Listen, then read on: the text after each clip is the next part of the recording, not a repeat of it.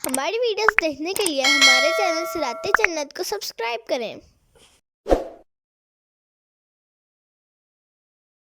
الذين يبخلون ويأمرون الناس بالبخل ومن يتول فإن الله هو الغني الحميد۔ وہ جو بخل کریں اور لوگوں کو بخل کرنے کا کہیں اور جو منہ پھیرے تو بے شک اللہ ہی بے نیاز حمد کے لائق ہے۔ تفسیر صراط الجنان۔ اس آیت کی ایک تفسیر یہ ہے کہ اللہ تعالیٰ ان لوگوں کو پسند نہیں فرماتا جو اپنے پاس مال اور دنیا کا ساز و سامان ہونے کے باوجود اس مال و دولت سے محبت اور اپنے نزدیک اس کی قدر کی وجہ سے اس مال میں بخل کرتے ہیں اور اس مال کو اللہ تعالیٰ کی راہ میں اور نیک کاموں میں خرچ نہیں کرتے، اور وہ صرف اپنے بخل کو ہی کافی نہیں سمجھتے بلکہ لوگوں کو بھی بخل کرنے کا حکم دیتے ہیں اور اپنا مال روک لینے کی ترغیب دیتے ہیں، اور جو واجب صدقات سے منہ پھیرے تو بے شک اللہ تعالیٰ ہی تمام مخلوق سے بے نیاز اور حمد کے لائق ہے۔ دوسری تفسیر یہ ہے کہ وہ یہودی جو سابقہ کتابوں میں لکھے ہوئے تاجدار رسالت صلی اللہ تعالیٰ علیہ وآلہ وسلم کے اوصاف چھپاتے ہیں اور ان کے اوصاف بیان کرنے سے خود بھی بخل کرتے ہیں اور دوسروں کو بھی اس کا حکم دیتے ہیں، تو ان کے لیے سخت وعید ہے۔ اور جو ایمان لانے اور اللہ تعالیٰ اور اس کے رسول کی فرما برداری کرنے سے منہ پھیرے تو بے شک اللہ تعالیٰ ہی اپنی تمام مخلوق سے بے نیاز اور حمد کے لائق ہے، تو ان سے کس طرح بے نیاز نہ ہوگا۔ اللہ تعالیٰ کی راہ میں خرچ کرنے سے بخل کرنے والوں کے بارے میں اللہ تعالیٰ ارشاد فرماتا ہے۔ ترجمہ: ہاں یہ تم ہو جو بلائے جاتے ہو تاکہ تم اللہ کی راہ میں خرچ کرو، تو تم میں کوئی بخل کرتا ہے، اور جو بخل کرے وہ اپنی ہی جان سے بخل کرتا ہے، اور اللہ بے نیاز ہے اور تم سب محتاج ہو، اور اگر تم منہ پھیرو گے تو وہ تمہارے سوا اور لوگ بدل دے گا، پھر وہ تم جیسے نہ ہوں گے۔ اور سید المرسلین صلی اللہ تعالیٰ علیہ وآلہ وسلم کے اوصاف چھپانے والوں کے بارے میں ارشاد فرماتا ہے۔ ترجمہ: بے شک وہ لوگ جو ہماری اتاری ہوئی روشن باتوں اور ہدایت کو چھپاتے ہیں، حالانکہ ہم نے اسے لوگوں کے لیے کتاب میں واضح فرما دیا ہے، تو ان پر اللہ لعنت فرماتا ہے اور لعنت کرنے والے ان پر لعنت کرتے ہیں۔ اور ارشاد فرماتا ہے۔ ترجمہ: اور یاد کرو جب اللہ نے ان لوگوں سے عہد لیا جنہیں کتاب دی گئی کہ تم ضرور اس کتاب کو لوگوں سے بیان کرنا اور اسے چھپانا نہیں، تو انہوں نے اس عہد کو اپنی پیٹھ کے پیچھے پھینک دیا اور اس کے بدلے تھوڑی سی قیمت حاصل کر لی، تو یہ کتنی بری خریداری ہے۔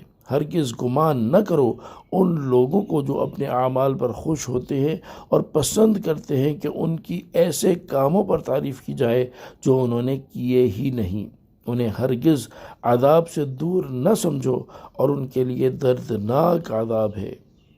ان آیات سے معلوم ہوا کہ اللہ تعالیٰ کی راہ میں مال خرچ کرنے سے بخل کرنا، لوگوں کو بخل کرنے کی ترغیب دینا، یوں ہی حضور نور صلی اللہ تعالیٰ علیہ وآلہ وسلم کے اوصاف چھپانا اور ان اوصاف کو چھپانے کی ترغیب دینا انتہائی مذموم اعمال ہیں۔ اللہ تبارک و تعالیٰ ان چیزوں سے ہمیں محفوظ رکھے، آمین، بجاہ النبی الامین۔ لقد ارسلنا رسلنا بالبينات وانزلنا معهم الكتاب والميزان ليقوم الناس بالقسط وانزلنا الحديد فيه بأس شديد ومنافع للناس وليعلم الله من ينصره ورسله بالغيب ان اللہ قوی عزیز۔ بے شک ہم نے اپنے رسولوں کو روشن دلیلوں کے ساتھ بھیجا اور ان کے ساتھ کتاب اور عدل کی ترازو اتاری تاکہ لوگ انصاف پر قائم ہوں، اور ہم نے لوہا اتارا، اس میں سخت لڑائی کا سامان ہے اور لوگوں کے لیے فائدے ہیں، اور تاکہ اللہ اس شخص کو دیکھے جو بغیر دیکھے اللہ اور اس کے رسولوں کی مدد کرتا ہے، بے شک اللہ قوت والا غالب ہے۔ تفسیر صراط الجنان۔ اس آیت کا خلاصہ یہ ہے کہ اللہ تعالیٰ نے اپنے رسولوں کو ان کی امتوں کی طرف روشن دلیلوں کے ساتھ بھیجا اور ان کے ساتھ ان چیزوں کو نازل فرمایا۔ نمبر 1، دین کے احکام اور مسائل بیان کرنے والی کتاب۔ نمبر 2 ترازو. ایک قول یہ ہے کہ ترازو سے یہاں مراد عدل ہے. اس صورت میں معنی یہ ہے کہ ہم نے عدل کا حکم دیا، اور ایک قول یہ ہے کہ ترازو سے وزن کرنے کا آلہ ہی مراد ہے، اور ترازو نازل کرنے سے مقصود یہ ہے کہ لوگ آپس میں تول کر چیزیں لینے دینے کے معاملے میں انصاف پر قائم ہوں اور کوئی کسی کی حق تلفی نہ کرے. مروی ہے کہ حضرت جبریل علیہ السلام حضرت نوح علیہ السلام کے پاس ترازو لائے اور فرمایا کہ اپنی قوم کو حکم دیجئے کہ اس سے وزن کریں. نمبر 3 لوہا. مفسرین نے فرمایا کہ یہاں آیت میں اتارنا پیدا کرنے کے معنی میں ہے، اور مراد یہ ہے کہ ہم نے لوہا پیدا کیا اور لوگوں کے لیے معادن سے نکالا اور انہیں اس کی صنعت کا علم دیا. حضرت عبداللہ بن عمر رضی اللہ تعالی عنہ سے مروی ہے، نبی اکرم صلی اللہ تعالی علیہ وآلہ وسلم نے ارشاد فرمایا، اللہ تعالی نے 4 بابرکت چیزیں آسمان سے زمین کی طرف اتاری. نمبر 1 لوہا، نمبر 2 آگ، نمبر 3 پانی، اور نمبر 4 نمک. اور لوہے کا فائدہ یہ ہے کہ اس میں انتہائی سخت قوت ہے. یہی وجہ ہے کہ اس سے اسلحہ اور جنگی ساز و سامان بنائے جاتے ہیں، اور اس میں لوگوں کے لیے اور بھی فائدے ہیں کہ لوہا صنعتوں اور دیگر پیشوں میں بہت کام آتا ہے.